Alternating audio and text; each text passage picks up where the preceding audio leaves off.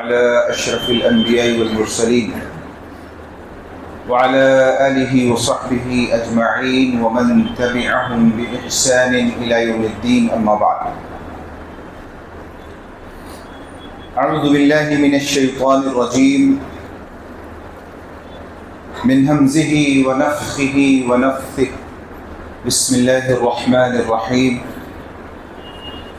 وسارعوا إلى مغفرة من ربكم وجنة عرضها السماوات والأرض أعدت للمتقين. وقال النبي صلى الله عليه وسلم: من قام ليلة القدر إيمانا واحتسابا غفر له ما تقدم من ذنبه. رب اشرح لي صدري ويسر لي أمري واحلل عقدة من لساني يفقهوا قولي. سبحانك لا علم لنا إلا ما علمتنا إنك أنت العليم الحكيم. معزز حاضرین و ناظرین، دینی و ملی بھائیوں، بزرگوں، دوستوں، پیارے بچوں، پردہ نشین اسلامی خواتین، اللہ رب العالمین کی حمد و ثنا، بڑائی و کبریائی، تسبیحات و تحلیلات اس کے تمام انعامات پر، خصوصاً رمضان المبارک کی شکل میں اس نے جو ہمارے اوپر انعام و احسان کیا ہے اور یہ موقع دیا ہے نیکیوں میں سبقت کرنے کا، ایمان کو بڑھانے کا، رضوان الہی حاصل کرنے کا، مغفرت کے دروازے سے جنت تک پہنچنے کا، اور بہت سارے مواقع اللہ رب العالمین نے اس مبارک مہینے میں ہمیں فراہم کیے ہیں۔ اللہ رب العالمین کا اس بات پر ہم جتنا شکر بجا لائیں کم ہے۔ ویسے ہماری پوری زندگی اگر ہم سجدے میں پڑے رہیں، گود سے گور تک، ہوش سے غرغرے تک، تو بھی یہ عبادت ہماری نجات کے لیے بہت نہیں ہے۔ مسند احمد کی روایت ہے: لو ان عبدا خر على وجهه من يوم ولد الى ان يموت هرما في طاعة الله لحقره ذلك اليوم ولود انه يرى الدنيا كيما يزداد من الاجر والثواب. رواه احمد في مسنده وقال هذا حديث صحيح. ایک آدمی کو اللہ رب العالمین جب حساب و کتاب کے لیے بلائے گا اور اللہ کے سامنے اسے حاضر ہونا ہوگا، اس وقت لیس بینہ و بینہ ترجمان، اللہ اور اس بندے کے علاوہ کوئی تیسرا وہاں فرد، ترجمانی کرنے والا، ٹرانسلیٹر موجود نہیں ہوگا۔ اللہ ہوگا، بندہ ہوگا۔ لا تزول قدم عبد حتى يسأل عن خمس: عن عمره فيما أفناه، وعن شبابه فيما أبلاه، وعن ماله من أين اكتسبه وفيما أنفقه، وماذا عمل فيما علم. رواه الترمذي وقال هذا حديث صحيح.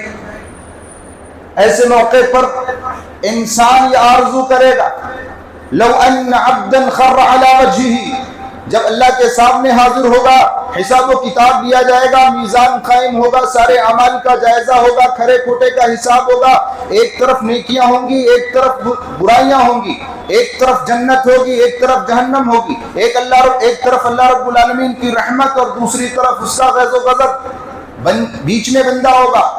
لو ان عبدا خر على وجهه، تو انسان، مسلمان انسان کیا آرزو کرے گا؟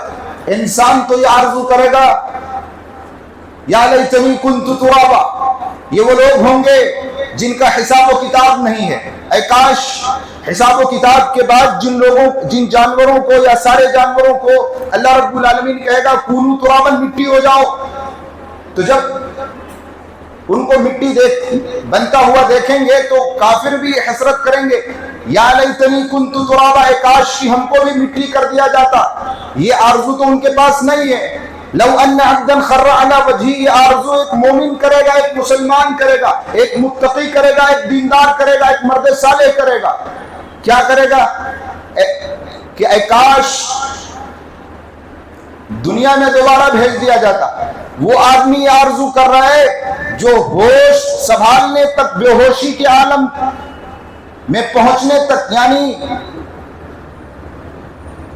ہوش سنبھالنے سے مراد بلوغت سے لے کے قبر میں پہنچنے تک جس نے پوری زندگی اللہ کی عبادت میں کھپائی اور گنوائی ہے، جو سجدے میں پڑا رہا ہے، وہ آرزو کرے گا یہ وَلَوَدَّ أَنَّهُ يُرَى الدُّنْيَا كَيْمَا يَزْدَادُ مِنَ الْأَجْرِ وَالثَّوَابِ، کہ اسے دنیا میں دوبارہ ریٹرن کر دیا جاتا تاکہ اور بہت ساری نیکیاں کر کے آ جاتا، لیکن یہ خام خیالی ہے۔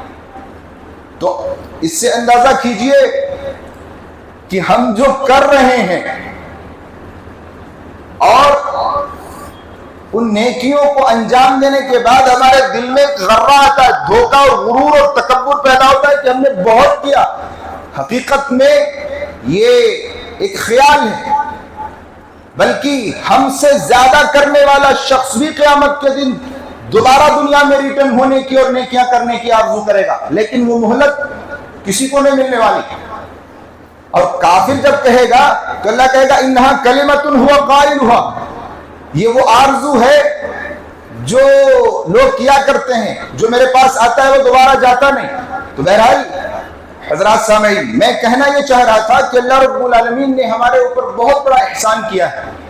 اس احسان کی ہم جتنی شکر بجا لائیں کم ہے، اور جتنے سجدے کریں، جتنی عبادتیں کریں کم ہے، جو اللہ نے ہمیں روزے کی حالت میں رمضان المبارک کا یہ مہینہ نصیب فرمایا ہے۔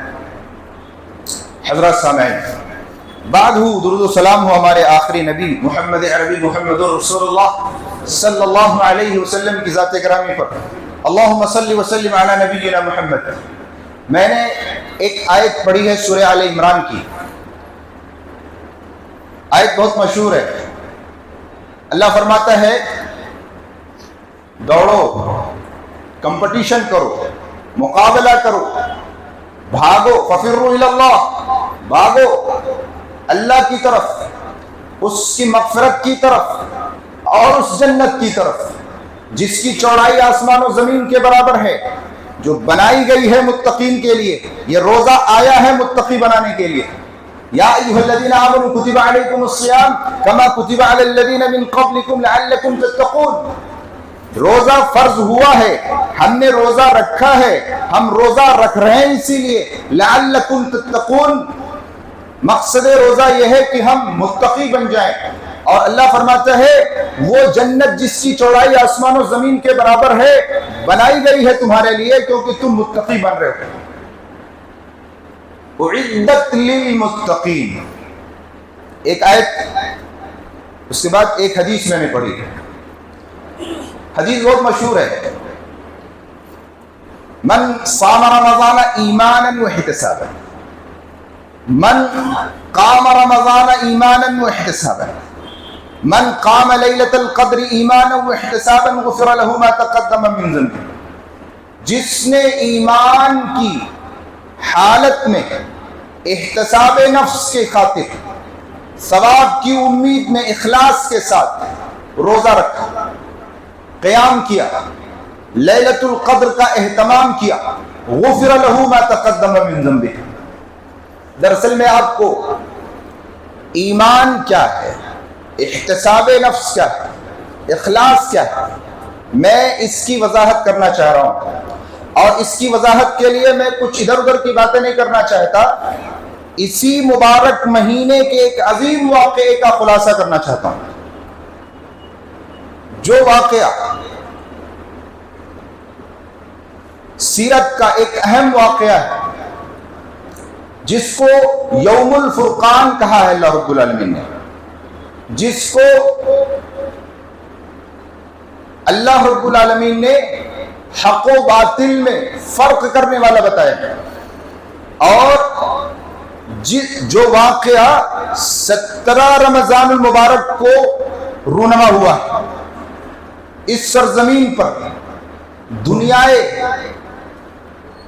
اس دنیا نے دیکھا ہے، جو تاریخ کی معتبر کتابوں میں موجود ہے، جس میں ایمان کے تابناک نقوش ہیں، اطاعت، محبت، ایمان کے مثالی جذبے اور بہت سارے دروس ہیں۔ اس واقعے کے حوالے سے میں آپ سے بات کرنا چاہتا ہوں۔ اس واقعے کے سلسلے میں آپ سمجھ گئے ہوں گے شاید، اللہ کے نبی صلی اللہ علیہ وسلم نے اپنی زندگی میں 28 جنگیں لڑی، جس کو غزوہ کہتے ہیں۔ آج غزوۃ الہند پہ لوگ تبصرہ کر رہے ہیں اور ان کو پتہ ہی نہیں ہے کہ غزوہ کی تعریف کیا ہے۔ سریہ جس کو کہتے ہیں، غزوہ وہ ہوتا ہے جس میں اللہ کے نبی صلی اللہ علیہ وسلم موجود ہوں۔ جب رسول ہی موجود نہیں ہے تو اس کو غزوہ کیسے کہیں گے؟ خیر وہ ایک الگ ٹاپک ہے، میں اس طرف نہیں جانا چاہتا۔ اللہ کے نبی صلی اللہ علیہ وسلم بنفس نفیس جس میں موجود ہو وہ غزوہ ہوتا ہے۔ آپ جانتے ہیں اللہ کے نبی صلی اللہ علیہ وسلم حرا کے غار سے جب سوئے قوم آئے تو ایک نسخہ کیمیا ساتھ لائے۔ کیا تھا وہ نسخہ کیمیا؟ قولوا لا الہ الا اللہ تفلحوا، اے لوگو لا الہ الا اللہ کہو کامیاب ہو جاؤ گے۔ ایمان لانا شروع کیے، ایمان کا امتحان ہوا۔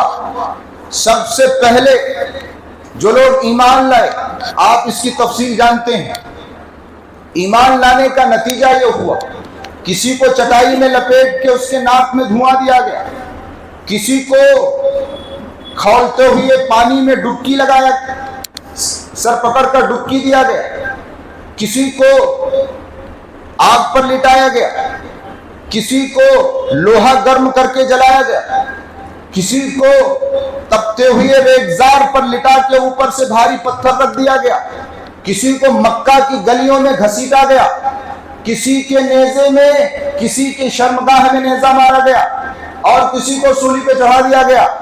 یہاں تک کہ مکی زندگی میں مسلمانوں کی معیشت کو تنگ کر دیا گیا، حالات ناگفتہ ہو گئے، لوگ ہجرت پر مجبور ہو گئے۔ حبشہ 2 مرتبہ مسلمانوں نے ہجرت کی، چاہتے نہ چاہتے ہوئے بھی۔ شیب ابی طالب میں 3 سال مشقت کی زندگی گزاری، بچے بھوک سے تڑپنے لگے، ماؤں کے سینے دودھ سے خشک ہو گئے، بچے ماؤں کی گود میں سوکھ کے مر گئے۔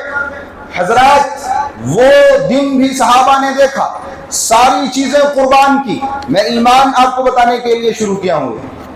ایمان وہ ایمان جس کے بارے میں اللہ فرماتا ہے فَإِنْ آمَنُوا بِمِثْلِ مَا آمَنْتُمْ بِهِ فَقَدِ اهْتَدَوْا فَإِنْ آمَنُوا بِمِثْلِ مَا آمَنْتُمْ بِهِ فَقَدِ اهْتَدَوْا، اگر تم ایمان لاؤ ویسے جیسے صحابہ لائے، الَّذِينَ آمَنُوا وَلَمْ يَلْبِسُوا إِيمَانَهُمْ بِظُلْمٍ، وہ ایمان جس میں شرک کی آمیزش نہ ہو، نہ شرک اکبر نہ ہی شرک اصغر۔ الریا من دبیب النمل، جو چونٹی سے زیادہ باریک ہے، جس میں داخل ہوتا ہے اور نکل جاتا ہے۔ شرک اکبر بھی اعمال کو برباد کرتا ہے، شرک اصغر بھی اعمال کو برباد کرتا ہے۔ یہ اور بات ہے کہ شرک اکبر بھیانک ہے، شرک اصغر اس سے تھوڑا چھوٹا ہے، لیکن اعمال کو برباد کرنے میں دونوں کا کردار ایک جیسا ہے، قریب قریب۔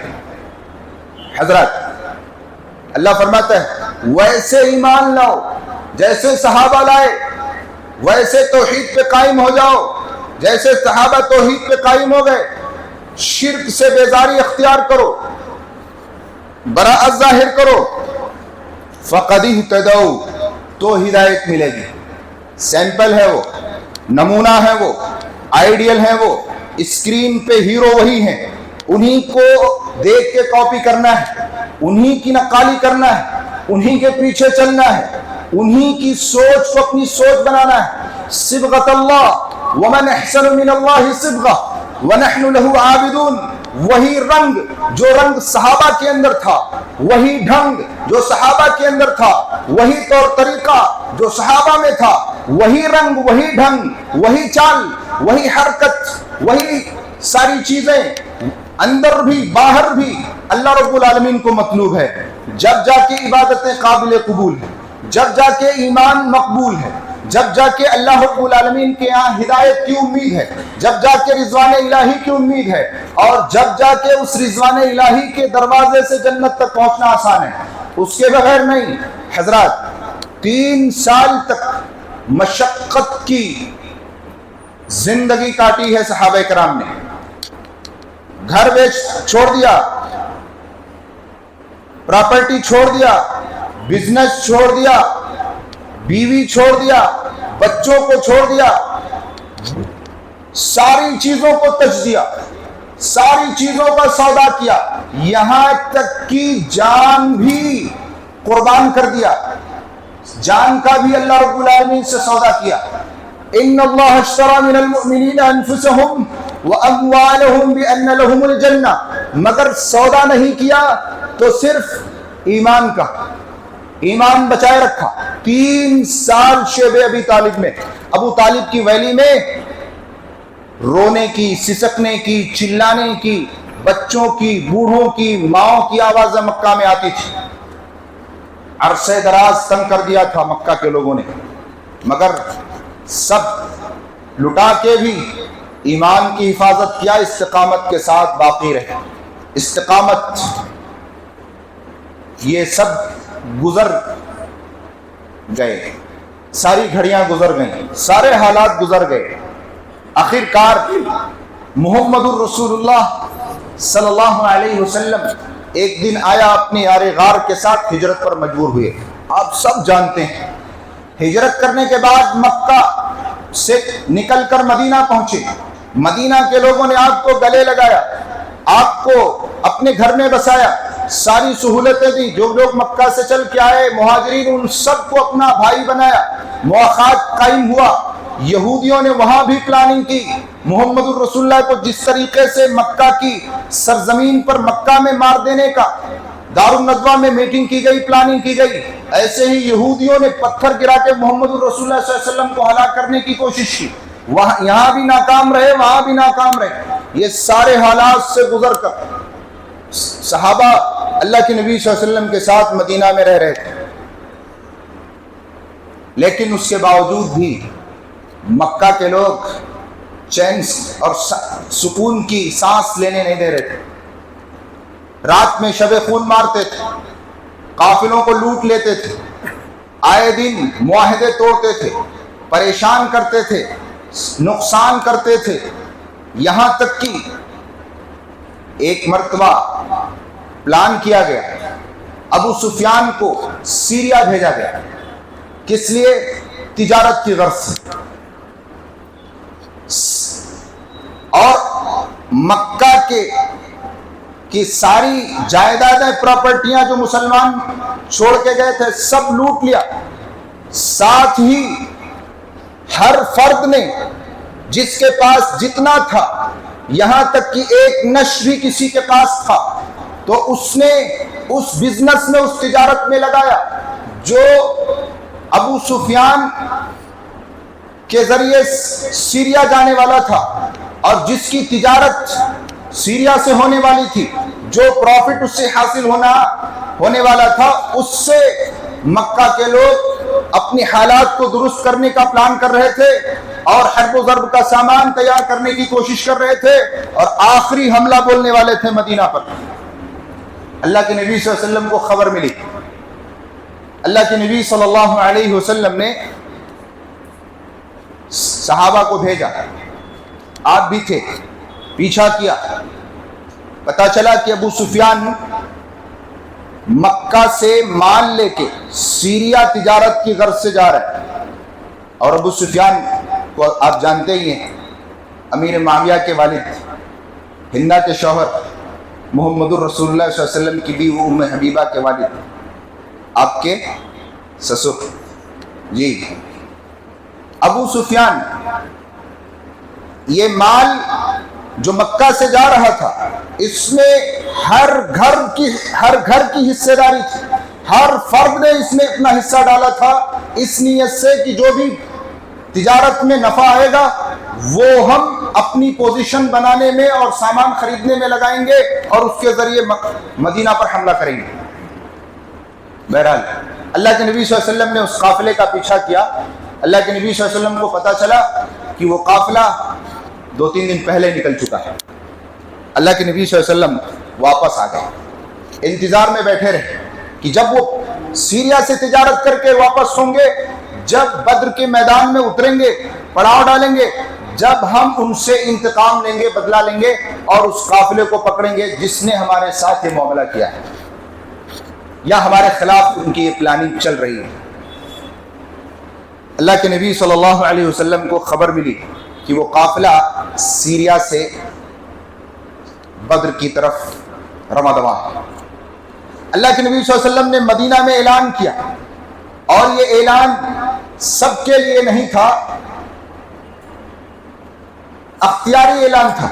جو آنا چاہے محمد رسول اللہ صلی اللہ علیہ وسلم کے ساتھ بدر کے میدان میں ابو سفیان کے قافلے کو پکڑنے کے لیے وہ آ سکتا ہے، اس کو اجازت ہے۔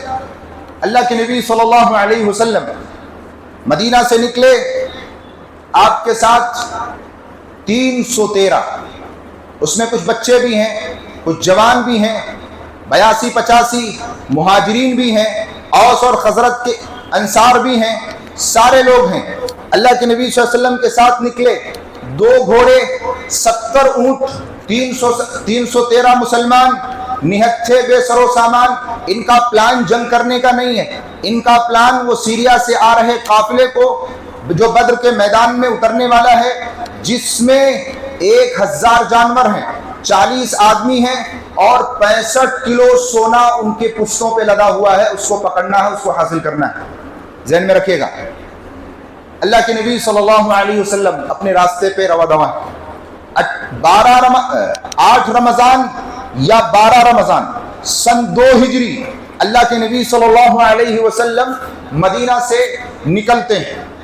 8 رمضان یا 12 رمضان، جب آپ آگے بڑھ رہے ہوتے ہیں تو آپ کو اطلاع دی جاتی ہے کہ ابو سفیان بالکل قریب پہنچنے کو ہے۔ ابو سفیان بھی اپنے لوگوں کو جاسوسی کے لیے چھوڑ رکھا تھا۔ اس کے لوگوں نے بتایا کہ محمد اپنے چند ساتھیوں کے ساتھ تمہارا تعاقب کر رہے ہیں، پیچھا کر رہے ہیں اور بدر کے میدان میں تمہیں پکڑنے والے ہیں۔ اس نے کیا کیا، ایک آدمی کو مکہ بھیج دیا اور مکہ یہ اطلاع بھجوا دیا کہ مکہ کے لوگ تیار ہو کے میری مدد کے لیے نکلیں، کیونکہ محمد الرسول اللہ میرا پیچھا کر رہے ہیں۔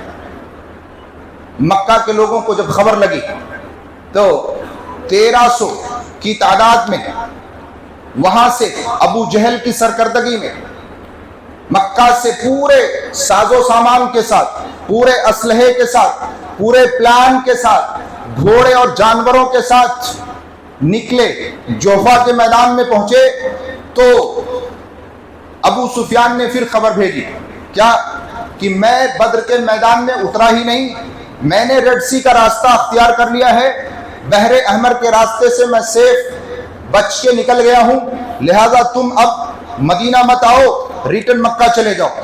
اخنس بن شریق 300 آدمیوں کو لے کے واپس مکہ چلے گیا۔ ابو جہل نے کہا اب ہم نکل گئے ہیں، اب ہم بدر کے میدان میں اتریں گے اور مسلمانوں اس سے فائٹ کریں گے۔ 1000 کا لشکر لے کے ابو جہل وہاں سے پھر روانہ ہوا۔ اللہ کے نبی صلی اللہ علیہ وسلم کو خبر دی گئی کیا کہ وہ قافلہ ابو سفیان کا جو بدر کے میدان میں اترنے والا تھا، جس کو آپ پکڑنے کے لیے جا رہے تھے، وہ قافلہ سیف انداز میں بحر احمر کے راستے سے نکل کے مکہ کے راستے پہ رواں دواں ہے، اور ابو سفیان کو بچانے کے لیے مکہ سے جو 1000 کا لشکر نکلا تھا وہ اب راستے میں ہے اور وہ اب آپ سے بدر کے میدان میں فائٹ کرنے والا ہے۔ دیکھا، معاملہ پورا الٹا ہو گیا۔ مدینہ سے بدر کی دوری ڈامر روڈ 155 کلومیٹر اور بدر سے بحر احمر کی دوری 30 کلومیٹر کی ہے، اور آپ مکہ سے مدینہ کی دوری آپ جانتے ہی ہیں، عمرہ اور حج کرنے والے اکثر جانتے ہیں۔ اللہ کے نبی صلی اللہ علیہ وسلم کے سامنے جب یہ بات آئی کہ اب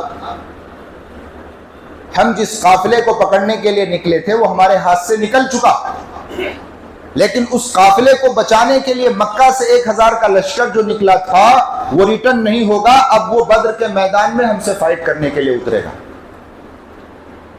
اللہ کے نبی صلی اللہ علیہ وسلم، اب یہاں دیکھیے ایمان بھی دیکھیے، اطاعت رسول بھی دیکھیے، محبت رسول بھی دیکھیے، اور مسلمانوں کے درمیان مشورہ بھی دیکھیے، بہت ساری عبرتیں ہیں، آگے چل کے اور بھی بہت ساری باتیں آئیں گی۔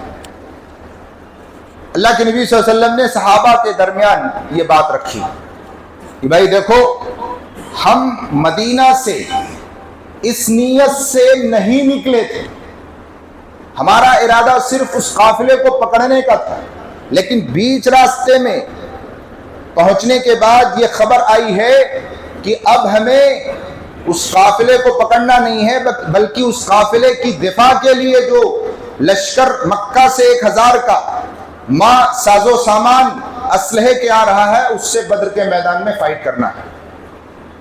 صحابہ پریشان ہو گئے۔ وَلَقَدْ نَصَرَكُمُ اللَّهُ بِبَدْرٍ وَأَنْتُمْ أَذِلَّةٌ فَاتَّقُوا اللَّهَ لَعَلَّكُمْ تَشْكُرُونَ۔ صحابہ پریشان ہو گئے، یہ کیا معاملہ ہوا؟ یہ کیا؟ ہم نے تو نہ کوئی سامان لیا ہے، نہ کوئی ہتھیار لیا ہے، نہ ہمارے پاس تعداد ہے، روزے کی حالت میں ہیں، بھوکے پیاسے ہیں، پیدل چل رہے ہیں، کبھی سواری سے چل رہے ہیں، ایک سواری پر 3 لوگ سوار ہو رہے تھے، باری باری۔ سواری کی ایسی قلت تھی، 2 گھوڑے، 70 اونٹ، 313 لوگ ساتھ میں ہیں، اس میں کچھ بچے بھی ہیں۔ بہرحال اللہ کے نبی صلی اللہ علیہ وسلم نے صحابہ کو مخاطب کیا، سب کی رائے جاننی چاہیے، سب سے مشورہ لینا چاہا۔ اللہ کے نبی صلی اللہ علیہ وسلم کو ابو بکر صدیق نے اٹھ کے کہا، اللہ کے نبی صلی اللہ علیہ وسلم ہم آپ کے ساتھ ہیں۔ اچھی بات کہی۔ حضرت عمر رضی اللہ تعالی عنہ نے بھی اچھی بات کہی۔ حضرت مقداد بن اسود رضی اللہ تعالی عنہ کھڑے ہوئے، کہا اللہ کے نبی صلی اللہ علیہ وسلم اگر آپ ہم سے ہماری رائے جاننا چاہتے ہیں تو آپ سن لیجئے کہ ہم آپ سے وہ نہ کہیں گے جو بنی اسرائیل نے حضرت موسیٰ سے کہا تھا، فَاذْهَبْ أَنْتَ وَرَبُّكَ فَقَاتِلَا إِنَّا هَاهُنَا قَاعِدُونَ۔ اے موسیٰ، آپ اور آپ کے رب مل کے جاؤ، لڑو، ہم یہاں بیٹھ کے تماشا دیکھ رہے ہیں۔ ہم یہ نہ کہیں گے اے اللہ کے نبی صلی اللہ علیہ وسلم ہم آپ پر ایمان لائے ہیں، ہم آپ کے سامنے سے لڑیں گے، آپ کے پیچھے سے لڑیں گے، آپ کے دائیں سے لڑیں گے، آپ کے بائیں سے لڑیں گے، اور آپ ہمیں جہاں لے جانا چاہیں جائیں گے، ہم آپ کے ساتھ ہیں، آپ کے ساتھ آنے کے لیے تیار ہیں۔ اللہ کے نبی صلی اللہ علیہ وسلم نے انصار سے بھی مشورہ لینا چاہا، ان کی بھی رائے جاننی چاہیے، کیونکہ انصار کہیں یہ نہ سوچیں کہ ارے بھائی یہ لوگ مدینہ سے مکہ سے آئے، ہم نے ان کو سب کچھ دیا، اب یہ کیا میدان میں لڑنے کی بھی بات کر رہے ہیں۔ اتنے میں سعد بن معاذ رضی اللہ تعالی عنہ کھڑے ہوئے، کہا اللہ کے نبی صلی اللہ علیہ وسلم شاید آپ کا اشارہ ہماری طرف ہے، تو اللہ کے نبی صلی اللہ علیہ وسلم آپ ہماری بھی رائے سن لیجئے، ہمارا بھی مشورہ سن لیجئے۔ اے اللہ کے نبی صلی اللہ علیہ وسلم اگر آپ ہمیں برکے غمات تک لے کے جائیں، دنیا کے آخری کنارے اور سرے تک لے کے جائیں، تو اللہ کے نبی صلی اللہ علیہ وسلم ہم آپ سے سوال نہ کریں گے، اور یہ جو بحر احمر ہے، ریڈ سی 30 کلومیٹر دوری پر، اے اللہ کے نبی صلی اللہ علیہ وسلم اگر آپ اس میں ہمیں چھلانگ مارنے کا، کود جانے کا حکم دیں، تو اللہ کے نبی صلی اللہ علیہ وسلم ہم آپ سے یہ سوال نہ کریں گے کہ آپ ہمیں کیوں چھلانگ مارنے کا، کودنے کا حکم دیتے ہیں، ہم بلا خوف و خطر اس میں کود جائیں گے۔ اللہ کے نبی صلی اللہ علیہ وسلم نے جب یہ جملہ سنا تو آپ کا چہرہ روشن ہو گیا، روغنزار ہو گیا، جیسے کہ آپ کے چہرے پر کسی نے انار نچوڑ دیا۔ رسول کا چہرہ خوشی سے ایسی ہو لال ہو جاتا تھا، غصے میں بھی، خطبے میں بھی لال ہو جاتا تھا۔ حدیث میں جمعہ کے خطبے میں رسول کا چہرہ لال ہو جاتا تھا، آواز بلند ہو جاتی تھی، جیسے آپ کسی دشمن کو للکار رہے ہیں۔ حضرات، اس کے بعد وہاں سے آگے بڑھنے کی بات آئی اللہ کے نبی صلی اللہ علیہ وسلم نے بچوں کو الگ کرنے کا پلان کیا. جو چھوٹے چھوٹے بچے تھے 12 سال 13 سال, کہا بیٹے تم مدینہ چلے جاؤ. ایک ایک کر کے آپ نے نکالنا شروع کیا. ایک چھوٹے صحابی ہیں اسید, اللہ کے نبی صلی اللہ علیہ وسلم نے کہا آپ بھی مدینہ چلے جاؤ. اسید مانے جانتے ہیں, اسد مانے شیر اور اسید مانے چھوٹا شیر. آج مائیں اپنے بچوں کو چھوٹا بھیم کا واقعہ سناتی ہیں, چھوٹے شیر کے بارے میں نہیں بتاتی کہ بدر کے میدان میں اترنے کے لیے ایک چھوٹا شیر بھی آیا تھا, مگر اللہ کے نبی صلی اللہ علیہ وسلم نے اس کو واپس کر دیا تھا بیچ راستے سے. ایک صحابی ہیں سعد بن ابی وقاص رضی اللہ تعالی عنہ, ان کے بھائی ہیں عمیر بن ابی وقاص. اللہ کے نبی صلی اللہ علیہ وسلم نے ان کو بھی نکال دیا. جب ان کو سب سے باہر کر دیا پھوٹ پھوٹ کے رونے لگے. کہا اللہ کے نبی صلی اللہ علیہ وسلم میں ضرور جانا چاہتا ہوں بدر کے میدان میں اور میں لڑنا چاہتا ہوں. اللہ کے نبی صلی اللہ علیہ وسلم نے ان کا رونا دیکھ کے پھر ان کو جماعت میں واپس لے لیا. سب سے چھوٹے صحابی 13 سال 14 سال کے, ایمان کا وہ جوہر پیش کیا. بدر کی زمین میں بدر کی زمین کو اپنی خون سے لالازار کر دیا. اور سب سے کم عمر صحابی جو بدر میں شہید ہوا عمیر بن ابی وقاص رضی اللہ تعالی عنہ. آسمان نے دیکھا, زمین نے دیکھا, ہواؤں نے دیکھا, پہاڑوں نے دیکھا کہ اس نوجوان نے, اس 14 سال 13 سال بچے نے اپنے لال خون سے بدر کی سرزمین کو لالازار کر دیا. حضرات, اللہ کے نبی صلی اللہ علیہ وسلم وہاں سے نکلے, باری باری اونٹ پر سوار ہو رہے ہیں. مقداد رضی اللہ تعالیٰ عنہ, حضرت علی رضی اللہ تعالیٰ عنہ, نبی کریم صلی اللہ علیہ وسلم ایک اونٹ پر باری باری سوار ہو رہے ہیں. ایثار دیکھیے, محبت دیکھیے. دونوں نے کہا, حضرت علی نے کہا حضرت مقداد نے, اللہ کے نبی صلی اللہ علیہ وسلم اچھا نہیں لگتا کہ آپ پیدل چلیں اور ہم سوار ہو کے چلیں.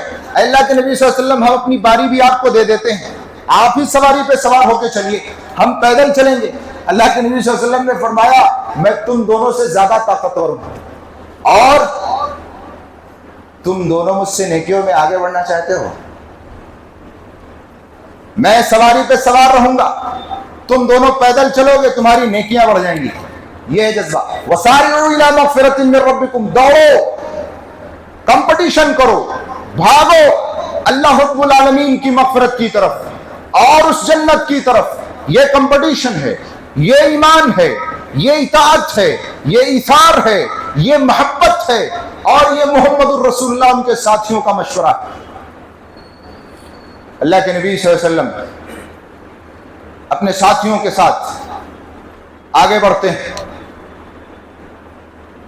بدر کے میدان میں ایک جگہ رکتے ہیں, پڑاؤ ڈالتے ہیں. ایک صحابی حباب بن منذر رضی اللہ تعالیٰ عنہ نے کہا اللہ کے نبی صلی اللہ علیہ وسلم میری رائے یہ ہے کہ یہاں سے آگے پڑاؤ ڈالیں گے, بدر کے کنویں پر قبضہ کر لیں. میں جنگ کا ماہر ہوں, میں مناسب سمجھتا ہوں, لیکن یہ اگر اللہ کا حکم ہے تو میں اس میں کچھ نہیں کہتا. اگر یہ آپ کی رائے ہے تو یہ میرا مشورہ ہے. دین کے معاملے میں اللہ کے حکم پر میں اپنی کوئی رائے, اپنا مشورہ نہیں دے سکتا, لیکن کیونکہ کسی مومن کو اختیار نہیں ہے اللہ اور اس کے رسول کے حکم پر کوئی مشورہ قائم کرے. سورہ احزاب کی آیت ہے فَلَا وَرَبِّكَ لَا يُؤْمِنُونَ حَتَّى يُحَكِّمُوكَ فِي مَا شَجَرَ بَيْنَهُمْ ثُمَّ لَا يَجِدُوا فِي أَنفُسِهِمْ حَرَجًا مِّمَّا قَضَيْتَ وَيُسَلِّمُوا تَسْلِيمًا. دل میں کوئی تنگی بھی نہیں آنی چاہیے, لیکن اللہ کے نبی صلی اللہ علیہ وسلم نے فرمایا نہیں, یہ بحیثیت نبی نہیں بول رہا ہوں, میں بحیثیت بشر بول رہا ہوں, یہ میرا مشورہ ہے. نبی کہا تو آپ کا مشورہ ہے, تو اس مشورے میں ایک مشورہ دیتا ہوں کہ بدر کے کنویں پر پڑاؤ ڈالنا, قبضہ کرنا زیادہ بہتر ہوگا. اللہ کے نبی صلی اللہ علیہ وسلم نے مشورہ مان لیا, کہا یہاں سے اٹھو, وہاں آگے پڑاؤ ڈالیں گے. بہرحال اللہ کے نبی صلی اللہ علیہ وسلم وہاں پہنچے. صحابہ کرام نے آپ کے لیے ایک عریش بنائی, جھوپڑی. اونچائی پر. رات میں ایک صحابی پہرا دے رہے ہیں. اللہ کے نبی صلی اللہ علیہ وسلم نے صحابہ کو ساری چیزیں بتائیں سکھائیں. پوری رات اللہ کے نبی صلی اللہ علیہ وسلم اپنی عریش سے نکل کر, جھوپڑی سے نکل کر ایک سائبان کے نیچے نماز پڑھے اور دعائیں کرتے رہے. یا ایھا الذین آمنوا استعینوا بالصبر والصلاۃ. مدد چاہیے تو نماز کے ذریعے, مدد چاہیے تو صبر کے ذریعے. بعض علماء نے یہاں صبر سے روزہ مراد لیا ہے, بعض مفسرین نے صبر سے روزہ مراد لیا ہے. نماز اور روزہ, یعنی روزے میں آدمی مکمل صابر و شاکر ہوتا ہے. آنکھ کو غلطیوں سے, گناہوں سے بچا کے صبر کرنا ہے. کان کو غلط باتوں کو سننے سے بچا کے صبر کرنا ہے. زبان کو جھوٹ اور دوسری برائیوں سے بچا کے صبر کرنا ہے. اسی طریقے سے پیٹ, اسی طریقے سے ہاتھ, اسی طریقے سے پیر, اسی طریقے سے شرمگاہ, سارے اعضاء کی حفاظت کرنی ہے اور سب کو روزے کے ساتھ رکھنا ہے اور صبر کے ساتھ گناہوں سے اپنے آپ کو بچانا ہے. صبر کی دوسری قسم جانتے ہیں کیا ہے؟ ایک تو ہے کہ تکلیف پر صبر کرنا, اور ایک ہے طاعات پر صبر کرنا. گرم پانی سے وضو کرنے کو دل نہیں چاہتا, ٹھنڈے پانی سے وضو کرنے کو دل نہیں چاہتا ہے, اس پر صبر کر کے وہ کرنا. اسی طریقے سے برائیوں سے, معصیات سے, منکرات سے اپنے آپ کو بچانا, اس پر صبر کرنا. دل چاہتا جھوٹ بولوں, نہیں, صبر کرنا, نہیں بولنا. دل چاہتا سود لے لوں, نہیں. دل چاہتا شراب پی لوں, نہیں. صبر کرنا, روکنا اپنے آپ. یہ صبر کی دوسری قسم ہے, پہلے سے زیادہ اہم ہے اور ضروری.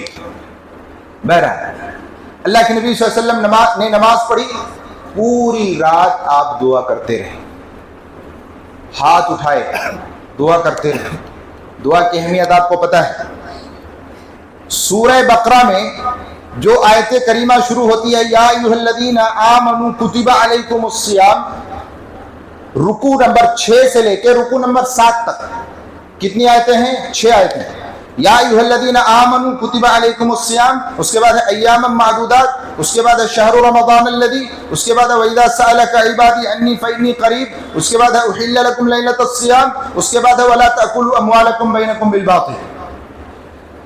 یہ جو 6 آیتوں کا پیکیج ہے رمضان المبارک کے فضائل و مسائل کا, اس میں ایک آیت دعا کے سلسلے میں بھی ہے.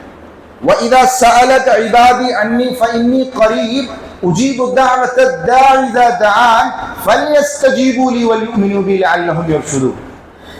اسے پتہ چلا کہ دعا کی رمضان المبارک میں بڑی اہمیت ہے, اور نبی کریم صلی اللہ علیہ وسلم نے وہ دعا کا ڈھنگ اور طریقہ سلیقہ سب بتایا ہے. بہرحال اللہ کے نبی صلی اللہ علیہ وسلم نے لمبی دعا کی, ایسی عاجزی اور انکساری, خشوع اور خضوع کے ساتھ, خوف اور امید کے ساتھ دعا کی, یہاں تک کہ آپ کی چادر آپ کے شان مبارک سے گر گئی. اللہ کے نبی صلی اللہ علیہ وسلم کی وہ مبارک چادر اٹھا کے حضرت ابوبکر نے آپ کے شانے پہ رکھا, کہا اللہ کے نبی صلی اللہ علیہ وسلم بس کیجئے, بس کیجئے, اللہ رب العالمین آپ کی ضرور سنے گا. اللہ کے نبی صلی اللہ علیہ وسلم نے دعا کیا. سارے اسباب, ساری تدبیریں, ساری کوششیں کر لینے کے بعد بھی دعا جاری ہے. آج ہم کیا کہتے ہیں؟ بہت سارے نوجوان کہتے ہیں اللہ پہ بھروسہ کرو بھائی, توکل علی اللہ کافی ہے, اسباب اختیار کرنے کی ضرورت نہیں ہے. نہیں, ایک صحابی آئے کہ اللہ کے نبی صلی اللہ علیہ وسلم کیا ہم اپنے اونٹوں کو باندھ کے بھروسہ کریں یا چھوڑ کے؟ نبی نے فرمایا اقل البعیر ثم توکل, پہلے اونٹ کو باندھ بندے, اس کے بعد بھروسہ کرو. پہلے ہاتھ پیر مارو, اس کے بعد بھروسہ کرو. پہلے تدبیر اختیار کرو, اس کے بعد بھروسہ کرو. تقدیر نہیں بدل سکتے, تدبیر کر سکتے, لیکن دعا کرنا ہے. اللہ کے نبی صلی اللہ علیہ وسلم نے ساری پلاننگ کی, ساری تدبیریں کی, ساری کوششیں کی, مگر ساتھ ہی ساتھ دعا, الدعاء سلاح المومن, دعا مومن کا ہتھیار ہے. دعا کیجئے, دعا کرنا چاہیے. یہ مبارک مہینہ بہت کچھ ہمیں سکھاتا ہے, سیکھنے والوں کے لیے جو اس کی اہمیت کو, اس کی قدر و قیمت کو سمجھتے ہیں. خیر صبح ہوئی, اللہ کے نبی صلی اللہ علیہ وسلم نے صحابہ کو بتایا یہ فلاں کی قتل گاہ ہے, فلاں یہاں قتل ہوگا, فلاں یہاں قتل ہوگا, فلاں یہاں. 20 سردار مکہ کے اس جنگ میں قتل کیے گئے. اللہ کے نبی صلی اللہ علیہ وسلم نے فرمایا مکہ نے اپنے جگر گوشوں کو باہر نکال دیا ہے. جتنے سرداران قریش تھے مکہ کے بڑے بڑے سب اس میں آئے تھے. بہرحال صبح ہوئی 17 رمضان جو ابھی گزرا, آج 20 رمضان گزرا, 21ویں رات شروع ہوئی, 17 رمضان. اللہ کے نبی صلی اللہ علیہ وسلم نے صحابہ کی صفوں کو درست کیا, ترتیب دیا. صفوں کو درست کرتے ہوئے ایک صحابی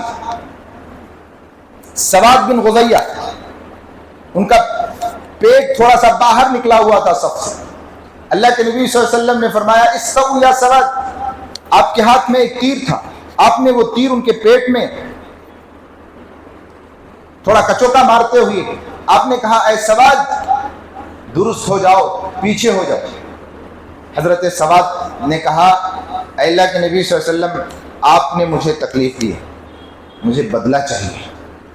اللہ کے نبی صلی اللہ علیہ وسلم نے اپنا جسم حاضر کر دیا, کہا یہ لو بدلہ لے لو.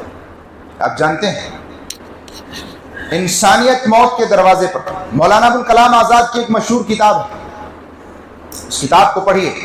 اللہ کے نبی صلی اللہ علیہ وسلم اور بہت سارے لوگوں نے لکھی ہے, خود تجلیات نبوت, الرحیق المختوم, در یتیم, رحمت للعالمین, بہت ساری کتابیں, انگلش زبان میں داسیل نیکٹر, بہت ساری کتابیں آپ پڑھیے.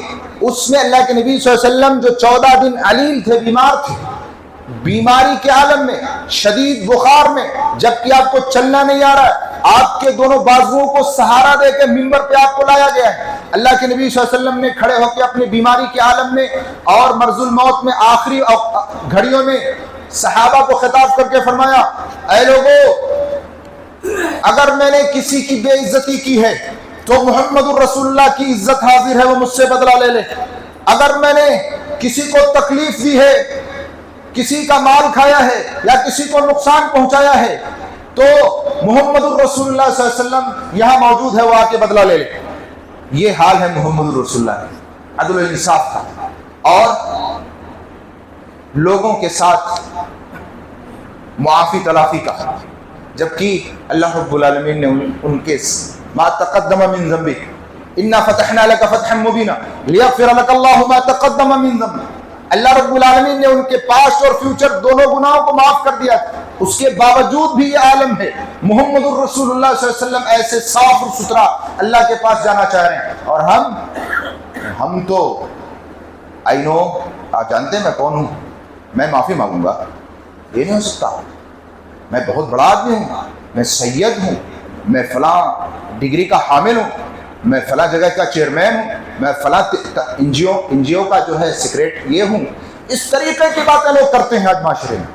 جھکنا نہیں چاہتے, معافی مانگنا نہیں چاہتے, بدلہ دنیا میں دے کے حل کرنا نہیں چاہتے,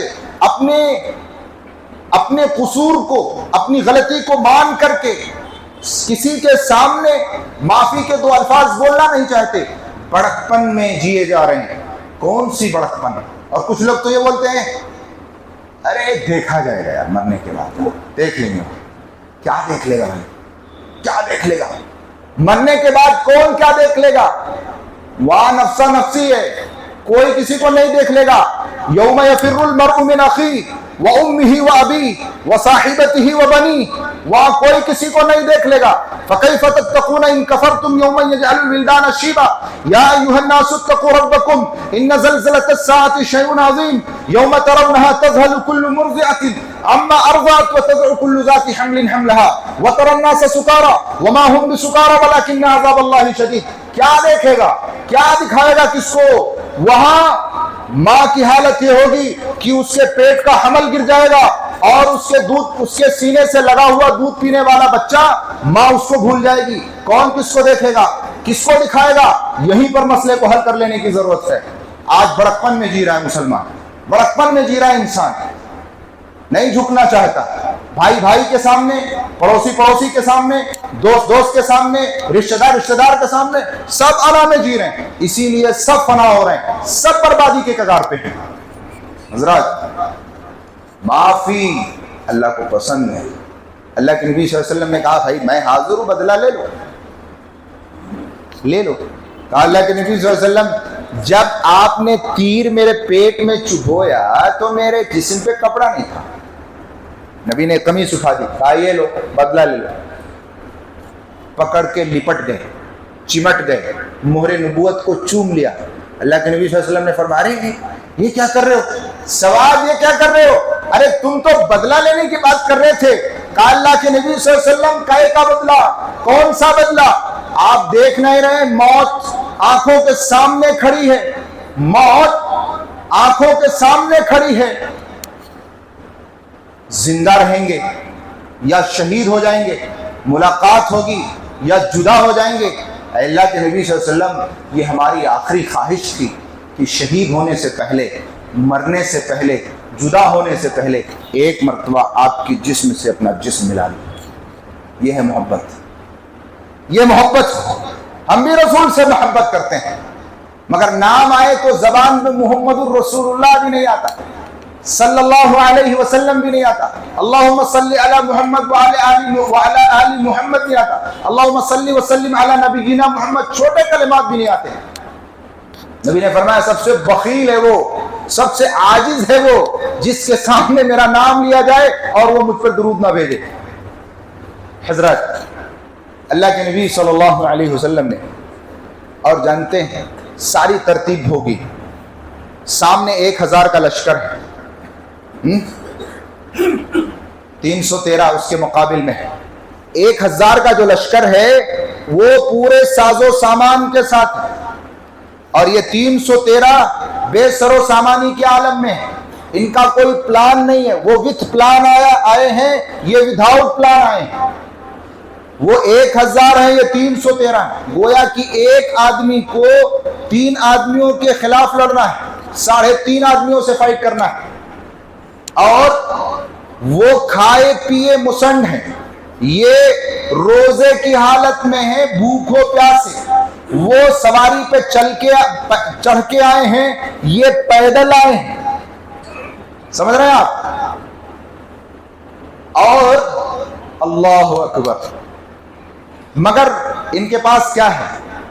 ان کے پاس دراصل آپ وہ واقعہ سورہ بقرہ کا پڑھیے جس میں طالوت نے حضرت داؤد علیہ السلام کے ساتھ مل کے جالوت کو قتل کیا۔ 313 کا لشکر اس میں بھی ہے، ناقص الایمان، کامل الایمان، اکمل الایمان۔ امتحان ہوتا ہے، لیکن جو کامل ایمان والے ہوتے ہیں، اکمل الایمان ہوتے ہیں، اللہ رب العالمین کی مدد ان پر نازل ہوتی ہے، وہی ثابت قدم ہوتے ہیں، وہی فتح یاب ہوتے ہیں، وہی کامیاب ہوتے ہیں۔ بہرحال دونوں آمنے سامنے ہیں اور کوئی غیر نہیں ہے، ایک طرف باپ ہے، ایک طرف بیٹا ہے۔ یہ جو مسلمانوں کے مخالف مقابلے میں جو مکہ کے لوگ سامنے کھڑے ہیں تلواریں لے کے گردن مارنے کے لیے، یہ کوئی غیر نہیں ہے، ان کے اپنے ہیں۔ کمال کی بات تو یہ ہے، عجیب و غریب بات تو یہ ہے، ایک طرف بھائی ہے، دوسری طرف بھائی ہے، ایک طرف باپ ہے، دوسری طرف بیٹا ہے، ایک طرف بھانجا ہے، دوسری طرف ماموں ہے۔ اللہ اکبر، اپنوں سے لڑنا ہے، اپنے لوگوں کو مارنا ہے۔ لا تجد قوما يؤمنون بالله واليوم الآخر يوادون من حاد الله ورسوله ولو كانوا آباءهم او ابناءهم او اخوانهم او عشيرتهم۔ آپ مومنوں کو ہرگز نہیں پائیں گے کہ وہ اللہ اور اس کے رسول کے دشمنوں سے محبت کریں۔ اللہ کہہ رہا ہے سورہ مجادلہ کی آخری آیتوں میں ہے، یہ آیت ہم سے بحث کر رہی ہے مجادلہ کی۔ لا تجد قوما يؤمنون بالله واليوم الآخر، جو اللہ پر اور آخرت کے دن پر ایمان رکھتے ہیں. میں نے شروع میں آپ کو بتایا نا، من قام رمضان ایمانا، من صام رمضان ایمانا، من قام لیلۃ القدر ایمانا واحتسابا. یہ ایمان ہے، یہ احتساب ہے. اللہ اور آخرت کے دن پر ایمان رکھنے والے کبھی بھی اللہ اور اس کے رسول کے دشمنوں سے محبت نہیں کرتے. وَلَوْ كَانُوا آبَاءَهُمْ، اگرچہ کہ وہ ان کے باپ دادا ہوں، او ابناءہم، اگرچہ کہ وہ ان کے بیٹے ہوں، او اخوانہم، اگرچہ کہ وہ ان کے بھائی ہوں، او عشیرتہم، اگرچہ کہ وہ ان کے کنبے قبیلے اور خاندان کے لوگ ہوں. یہاں کیا ہے؟ ارے کیسے چھوڑوں بھائی، وہ میرا بھائی ہے، میں نہیں چھوڑ سکتا اس کو، وہ میرا رشتہ دار ہے، وہ میرا فلاں ہے، وہ میرا فلاں ہے، میں کیسا چھوڑ سکتا ہوں؟ رسول کو چھوڑ سکتا ہوں، اللہ کو چھوڑ سکتا ہوں، قرآن کو چھوڑ سکتا ہوں، حدیثوں کو چھوڑ سکتا ہوں، ایمان کو بھی چھوڑ سکتا ہوں، مگر بھائی کو نہیں چھوڑ سکتا. یہاں ایمان یہ بتایا جا رہا ہے، اور ہم نے جو ایمان بنایا ہے وہ ایمان الگ ہے. حضرات آج ہماری شادیاں ہوتی ہیں، نکاح ہوتے ہیں، ولیمے ہوتے ہیں، کس کو بلاتے ہیں؟ کس دعوت میں کون لوگ آتے ہیں؟ شرعی شادی، شرعی نکاح، رسمی شادی، رسمی نکاح. ہم کون سا کر رہے ہیں؟ شرعی شادی، شرعی نکاح. رسمی شادی، رسمی نکاح ہو رہی ہے ہماری. جی میرے پاس وقت نہیں ہے، نہیں تو آپ کو محمد الرسول اللہ اور صدیقہ، صدیق کی بیٹی صدیقہ عائشہ رضی اللہ تعالی عنہا کی شادی شروع سے لے کے اخیر تک، ولیمے تک آپ کو بتاتا ہے کہ شرعی شادی جو نبی نے فرمایا النکاح من سنتی فمن رغب عن سنتی، وہ کون سی سنت والی شادی ہے وہ آپ کو بتاتا ہوں انشاءاللہ کبھی موقع سے. ہم لوگ خواہشات اور جذبات میں جیتے ہیں، اللہ اور اس کے رسول کی اطاعت و محبت میں قرآن و حدیث اور ایمان کے ساتھ بہت کم لوگ جیتے ہیں. حضرات کون لوگ آتے ہیں ہماری شادیوں میں، نکاح میں، ولیمے میں؟ کون لوگ کھانا کھاتے ہیں؟ ایک آدمی نے سوال کیا، پرسوں ڈاکٹر رسول اللہ صاحب آئے تھے، پرسوں مطلب حیدرآباد کی زبان میں ہو گیا 5-6 مہینہ. ملکیس مسجد میں بھی گیا ہوا تھا، بازو بیٹھے ہوئے تھے شیخ صاحب ہمارے علاقے کے ہیں، ہمارے پڑوسی ہیں، ان کا گاؤں ہمارا گاؤں آمنے سامنے ہے، ان کا چوراہا ہمارا چوراہا، ایک ہی چوراہے پہ چائے پیتے ہیں. تو بہرحال بیٹھے ہوئے تھے، تو مجلس ختم ہو گئی. باہر نکلتے وقت ایک نوجوان ہمارے اسکول سے پڑھا مل گیا. شیخ جو ہے ہم کو سوال کرنا ہے، میں شادی کر رہا ہوں. بولا بھائی ابھی مفتی حرمین شریفین بیٹھے تھے، ان سے سوال کرنے کے بعد میرے سے کیا کرنا؟ نہیں میں آپ سے پوچھنا چاہتا ہوں. ٹھیک ہے، میں اپنی شادی میں 1000 لوگوں کو بلانا چاہ رہا ہوں. بہت اچھی بات ہے، بلا بھیا. میں نے کہا شیخ آپ اس سے پہلے بولے نہیں بلا سکتے. میں نے کہا ہاں کنڈیشن ہے. کیا؟ لا تصاحب الا مؤمنا ولا یاکل طعامک الا التقی. دوستی صرف مومن سے کر، رسول اللہ کی حدیث ہے. ولا یاکل طعامک الا التقی، اور کھانا صرف متقیوں کو کھلا. 1000 نہیں 2000 کو بلا. میں بولتا ہوں متقی ہونے چاہیے، متقی ہونے چاہیے، مگر ہم رشتہ داری جوڑ رہے ہیں. یہاں ولا اور برا کا تصور دیکھیں کیا ہے. ولا اور برا، من احب للہ وابغض للہ ومنع للہ واعطى للہ فقد استکمل الایمان. یہاں ہے ولا اور برا. حضرت عمر بن خطاب رضی اللہ تعالی عنہ نے اپنے سگے ماموں عاص بن ہشام بن مغیرہ کو تلوار ماری ہے. معمولی بات ہے، مار سکتے، یہاں زبان سے نہیں مار سک رہے ہیں تو تلوار ماریں گے. ایمان چاہیے، ایمان. حضرت عمر بن خطاب نے، حضرت ابو حذیفہ نے، عتبہ بن ربیعہ،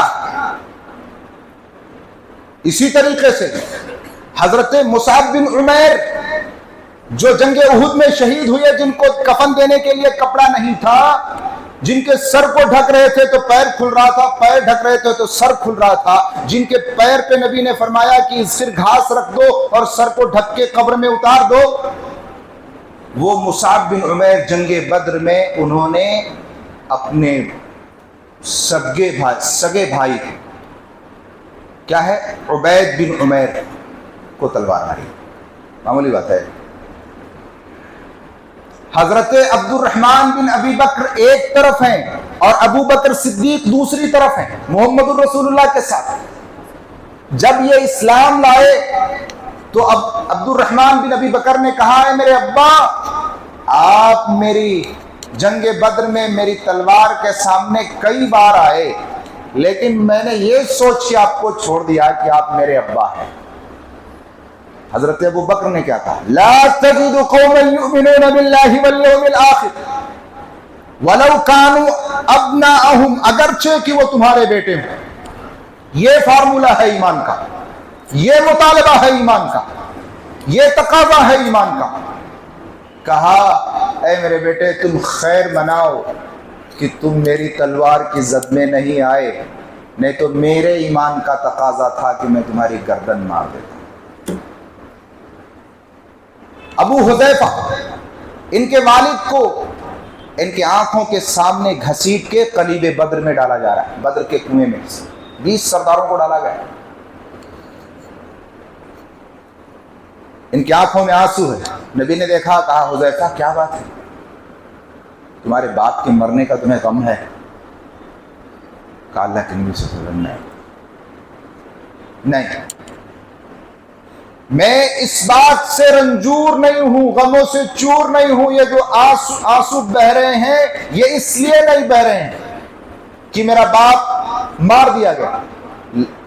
دراصل ایک اعلیٰ سوچ کا آدمی تھا, بڑا ذہین اور بڑا فطین آدمی تھا. مجھے امید تھی کہ آگے چل کے اسلام قبول کر لے گا. میں اسے کفر پر مرنے کی وجہ سے دیکھ کے رنجور, میں اسے اسلام پہ مرنا دیکھنا چاہتا تھا. میں اس کو کفر پر مرنے کی وجہ سے غم میں ہوں کہ کفر پہ مارا گیا. حضرات اللہ اکبر. اور اتنا ہی نہیں, یہ اللہ کی منشا دیکھیے, 70 مارے گئے, قتل کیے گئے, 70 قیدی بنائے گئے مکہ کے سرداروں. اس میں سے نبی کے چچا بھی حضرت عباس جو اس طرف ہے وہ بھی قیدی بنائے گئے, بیڑیوں میں جکڑے گئے. جب مدینہ لائے گئے تو حضرت عمر, ابو بکر اور دوسرے صحابہ سے نبی نے مشورہ کیا کہ کیا کیا جائے, ان کا کیا کیا جائے, فدیہ لے کے ان کو چھوڑ دیا جائے یا کیا کیا جائے. حضرت ابو بکر نے کہا اللہ کے نبی صلی اللہ علیہ وسلم ہماری پوزیشن ٹھیک نہیں ہے, ایسا کریں کہ ان سے فدیہ لے لیں, فدیہ لے کے ان کو چھوڑ دیں. حضرت عمر سے مشورہ لیا گیا تو حضرت عمر نے کیا کہا جانتے ہیں؟ کہا اللہ کے نبی صلی اللہ علیہ وسلم میری رائے یہ ہے کہ ان قیدیوں میں جو جس کا رشتہ دار ہے اس کے حوالے کر دیا جائے اور وہ اس کی گردن مار دے. یہی اللہ کو منظور تھا. سورہ انفال کی آخری آیتوں میں کیا ما كان للنبي ان يكون له اسرى حتى يثخن في الارض تريدون عرض الدنيا والله يريد الاخره. جو حضرت عمر کہہ رہے تھے یہی اللہ کو منظور تھا, مگر نبی نے اس کو قبول نہیں کیا. فدیہ لیا اور جو لوگ لکھنا پڑھنا جانتے تھے ان کو اس بات پر چھوڑ دیا گیا کہ آپ مدینہ کے بچوں کو لکھائیں گے, پڑھائیں گے, سکھائیں گے, تعلیم دیں گے اور یہی آپ کا فدیہ ہوگا, آپ کو چھوڑ دیا جائے. بہرحال حضرت عمر نے جو کہا اللہ رب العالمین نے آسمان سے اسی کی تائید کی قرآن میں کہ اے نبی اگر یہ پہلے سے فیصلہ نہ ہو چکا ہوتا تو آپ اللہ کے عذاب میں پکڑ لیے جاتے تھے. جو عمر نے کہا نا وہی اللہ کو منظور تھا کہ جو جس کا رشتہ دار ہے قیدیوں میں وہ اس کے حوالے کیا جائے اور وہ اپنے رشتہ دار کی گردن مارے. ایمان کو اللہ رب العالمین کیسا جانچتا ہے. ام حسبتم ان تدخلوا الجنہ ولما یأتکم مثل الذین خلوا من قبلکم مستهم البأساء والضراء وزلزلوا حتى يقول الرسول والذین معه متى نصر اللہ الا ان نصر اللہ قریب. کیا اللہ کہہ رہا ہے کیا تم نے سوچ لیا اسی جنت میں چلے جاؤ گے؟ اتنا آسان ہے جنت. اس کے لیے صحابہ نے جو قربانیاں دی ہیں، انہیں قربانیوں کا یہ صلہ ہے کہ آج آسانی سے بیٹھے ہیں۔ یہ مسجد، یہ پنکھے، یہ اے سی، یہ قرآن، یہ بیان، یہ حدیث، یہ علماء، یہ بچے، یہ لہجہ، یہ سب انہی کی کوششوں کا نتیجہ ہے، انہی کی محنتوں۔ اتنی محنتیں کر کے 57-58 اسلامی ممالک کو فتح کر کے ان بے وقوفوں کے حوالے کر کے گئے جن کو سنبھالنا نہیں آتا، سنبھال نہیں پا رہے ہیں، فتح کیا کریں گے، سنبھال نہیں پا رہے ہیں۔ بہرحال میں یہ کہنا چاہ رہا تھا کہ ایمان اس واقعے میں، اس پورے واقعے میں میں نے سرسری طور پر پیش کیا ہے، پوری تاریخ نہیں، بالکل سرسری طور پر اس پورے واقعے میں چند باتیں صاف طور پر ظاہر ہیں۔ ایک تو یہ کہ مسلمانوں نے از خود جنگ لڑی نہیں ہے، جنگ بدر ان کے اوپر مسلط کی گئی، ان کو مجبور کیا گیا جنگ پر، تو انہوں نے جنگ لڑی۔ اور نبی کا یہ طریقہ تھا، پہلے کسی کو چھیڑو مت، کوئی چھیڑے تو پھر چھوڑو مت، یہ اللہ کو منظور ہے۔ تو یہ اصول پہلے اللہ کے نبی صلی اللہ علیہ وسلم نے کہیں بھی ہتھیار نہیں اٹھایا، جب لوگوں نے مجبور کیا ہتھیار اٹھانے پہ تو برابر اٹھایا اور مقابلہ کیا، اور اللہ رب العالمین کی مدد اتری، اور اس میں بھی اتری۔ اذ تستغیثون ربکم فاستجاب لکم انی ممدکم بألف من الملائکۃ مردفین، نبی نے استغاثہ کیا، فریاد کیا، دعا کیا، اللہ رب العالمین نے آسمان سے 1000، بعض آیت میں اللہ نے فرمایا 3000، بعض میں کہا 5000، ایمان اور صبر کے ساتھ تم جمع رہو گے تو 5000 تک بھیجیں گے، لیکن 1000 سے ہی معاملہ نپٹ گیا۔ حضرت جبریل علیہ السلام خود گھوڑے پہ سوار اس جنگ میں، 1000 ملائکہ ایک کے بعد دیگرے، ایک کے بعد نازل ہو رہے ہیں۔ اور ابلیس جو نبی کی قتل کی پلاننگ کرنے کے لیے دارالندوہ میں، مکہ کی پارلیمنٹ میں آیا تھا شیخ نجدی کی شکل میں، جس نے ابو جہل کی بات پر آخری مہر لگائی تھی، القول ما قال الفتح، بات اس نوجوان کی ہے جو اس نے کہی ہے، بہترین بات ہے، اسی پہ عمل کر لیا جائے۔ کیا کہ 11 قبیلوں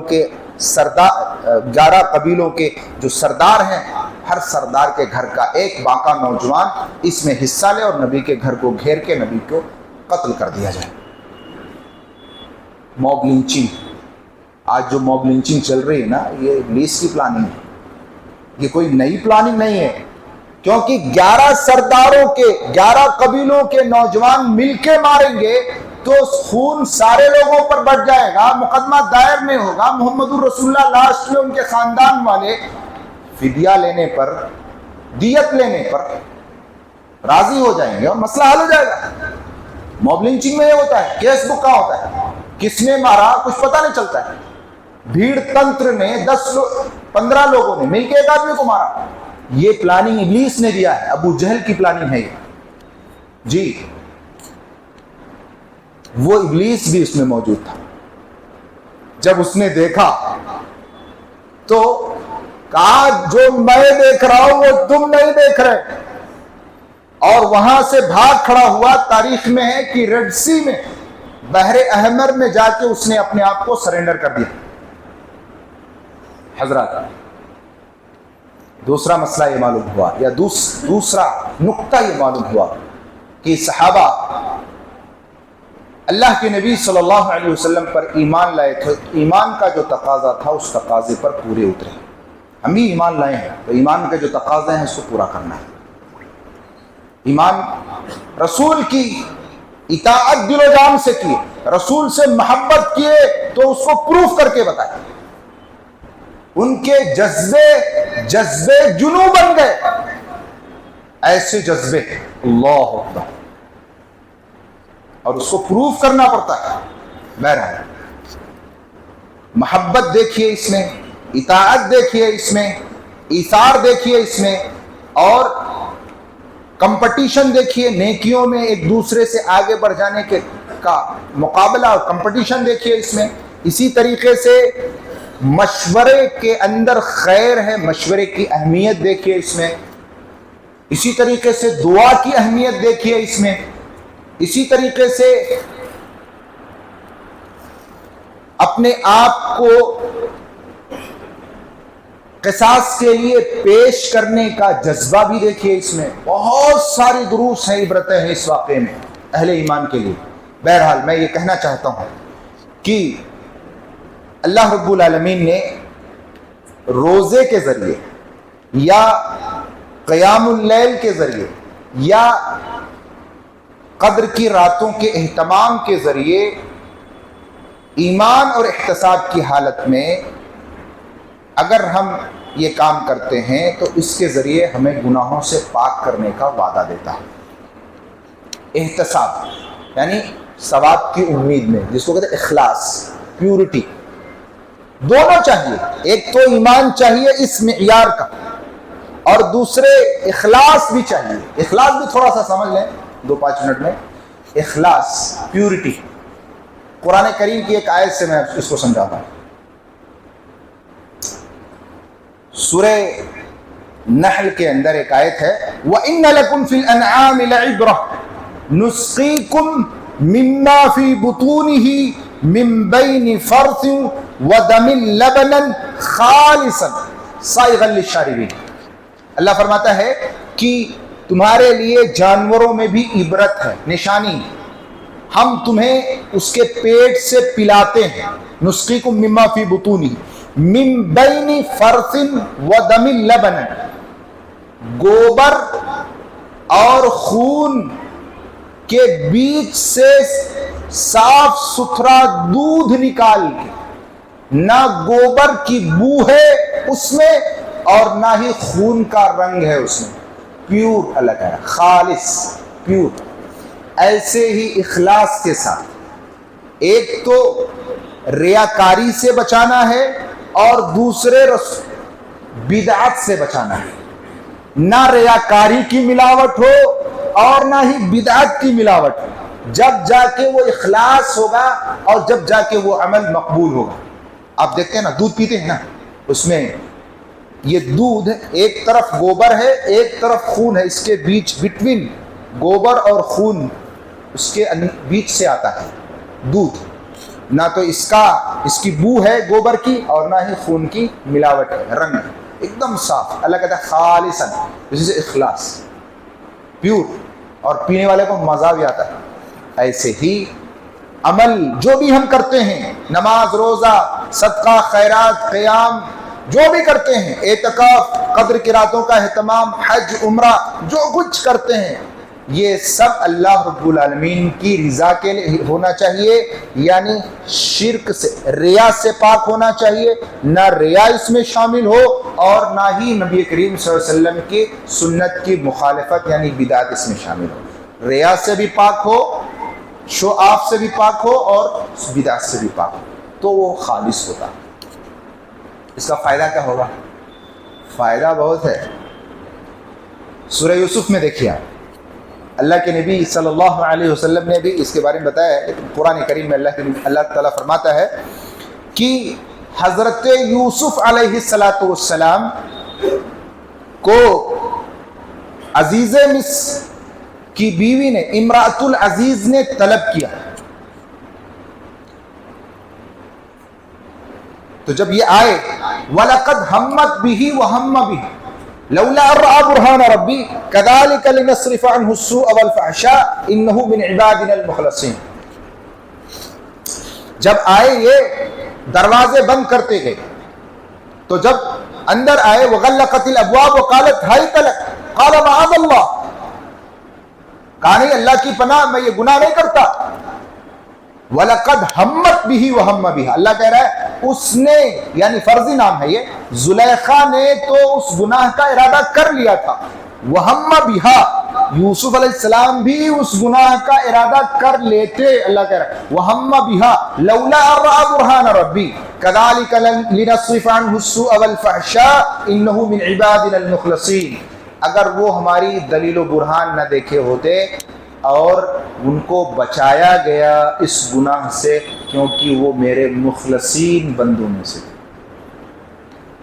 تو اخلاص کا یہ فائدہ ہوتا ہے کہ اللہ رب العالمین اخلاص کی وجہ سے گناہوں سے انسان کو بچاتا ہے. اخلاص کا یہ فائدہ ہے. کہ حضرت یوسف علیہ السلام اللہ کے مخلص بندے تھے، اللہ نے ان کو اس گناہ سے بچا لیا ان کے اخلاص کی وجہ سے۔ تو اگر ہم اور آپ اخلاص کے ساتھ روزہ رکھیں گے، اخلاص کے ساتھ قیام کریں گے، اخلاص کے ساتھ قدر کی راتوں کا اہتمام کریں گے، یا اخلاص کے ساتھ صدقہ و خیرات کریں گے، یا جو بھی نیکی کریں گے اخلاص کے ساتھ کریں گے، تو اللہ ہمیں اس کے اثر سے، اس اخلاص کی وجہ سے گناہوں سے بچائے۔ بہت آسان ہے نا بھائی، اللہ بچائے گناہوں سے، تو پھر نیکی کرنا ہی آسان ہے، بہت آسان ہے۔ اگر گناہوں سے بچیں تو آسان ہے، نہیں تو بہت مشکل ہے۔ لا حول ولا قوت الا باللہ، لا الہ الا اللہ ولا نعبد الا ایہ، بہت مشکل ہے۔ تو بہرحال ایمان بھی چاہیے، احتساب بھی چاہیے۔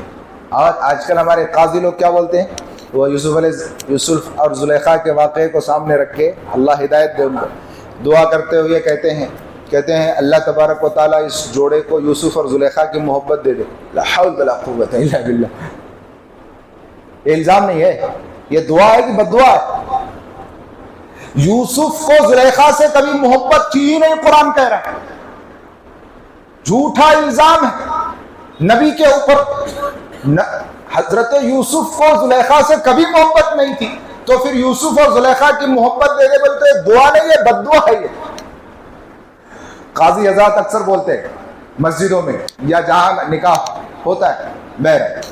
تو میں یہ کہنا چاہ رہا تھا کہ ہم کو اور آپ کو اس مثالی ایمان کی ضرورت ہے، جس مثالی ایمان کے ساتھ صحابہ اس دنیا میں جی رہے تھے، جس اطاعت کے ساتھ، جس محبت کے ساتھ اور جس اخلاص کے ساتھ اس دنیا میں قرآن و حدیث کے ساتھ جی رہے تھے، اسی کے ساتھ ہم کو بھی جینے کی ضرورت ہے۔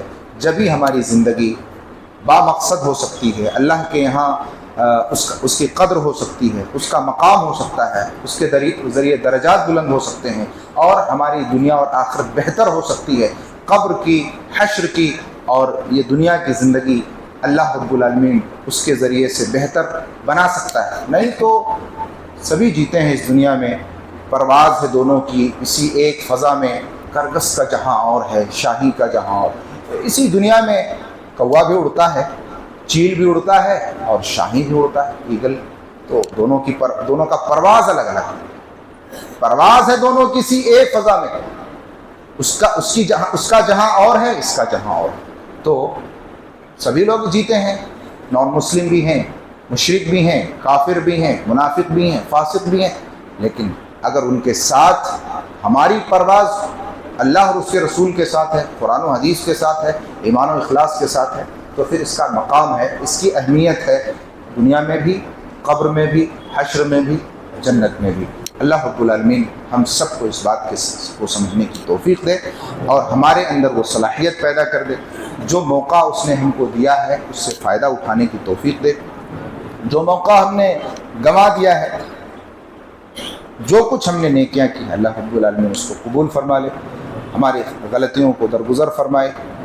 اللہ رب العالمین ہم میں جو لوگ پریشان ہیں، ان کی پریشانی دور فرمائے، جو لوگ بیمار ہیں ان کو صحت و عافیت عطا فرمائے، جو لوگ بے روزگار ہیں اللہ ان کو روزی عطا فرمائے، جو شادی کے لائق ہیں مگر ان کی کسی ریزن سے شادی نہیں ہو رہی ہے، اللہ تبارک و تعالیٰ ان لڑکوں کو اور ان لڑکیوں کی دینی اور اخلاقی اعتبار سے شادی کرا دے، جوڑے عطا فرما دے۔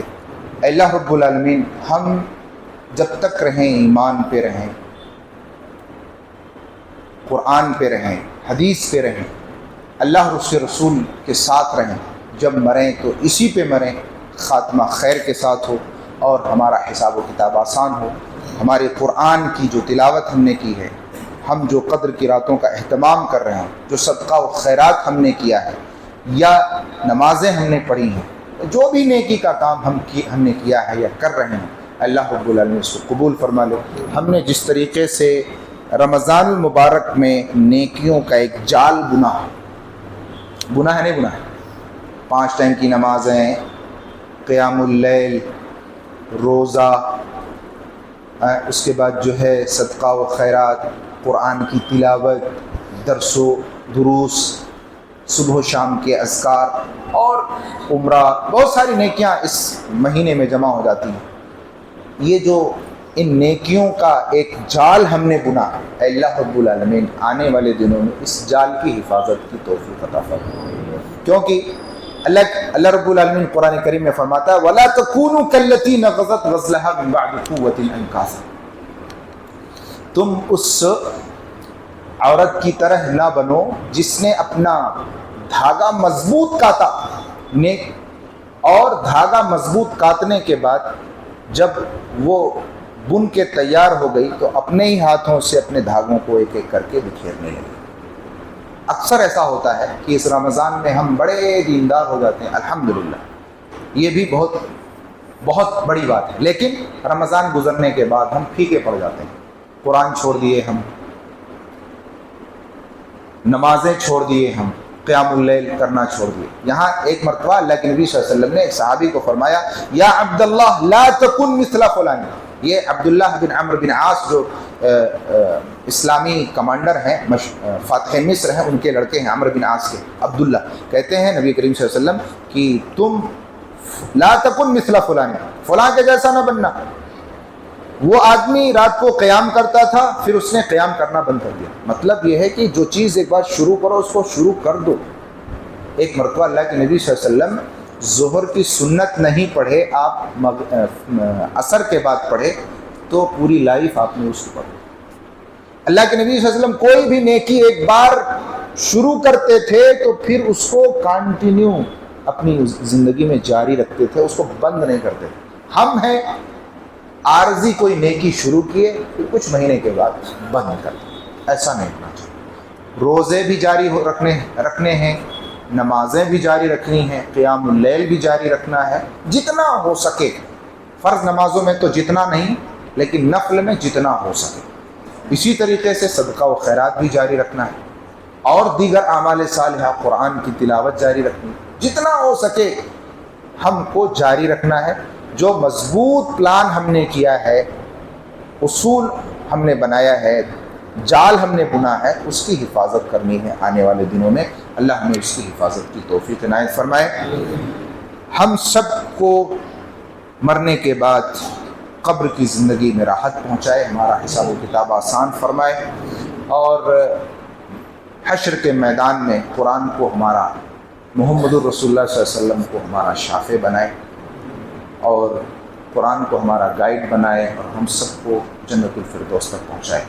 وآخر دعوانا الحمدللہ رب العالمین۔ السلام علیکم ورحمۃ اللہ وبرکاتہ۔ سبحانک اللہم وبحمدک، اشہد ان لا الہ الا انت، استغفرک واتوب الیک۔